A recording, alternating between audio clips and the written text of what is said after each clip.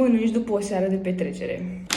Mac, și nu orice Mac, este meniul cu Minecraft. Deci am vrut neapărat să încerc meniul ăsta, pentru că pur și simplu eu în copilărie eram super fană Minecraft.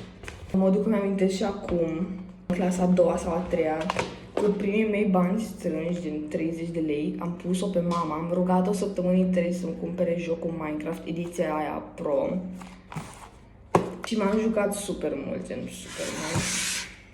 O chestie amuzantă. Meniul ăsta Minecraft este cu Big Mac, iar eu nu am mai mâncat niciodată Big Mac până acum, gen nici măcar n-am încercat, nici măcar nu știu ce gust are.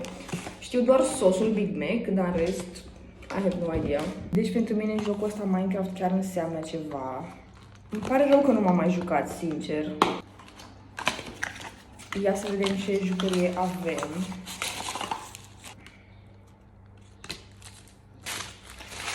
Este un bloc. Este un bloc de Minecraft făcut așa stil Big Mac. Îmi place mai mult omulețul, dar și ăsta e interesant. Aparent chestia asta are un cod aici pe spate și este un skin pentru Minecraft. Vai, ce tare! Acum o să gust Big Mac-ul pentru prima dată în viața mea. Înainte să gust Big Mac-ul o să mănânc acest castravete, pentru că eu înainte de fiecare masă încerc să mănânc ceva fibre, legume, chiar și în cantitate mică, dar doar să fie. Gata, este momentul să trecem la Big Mac.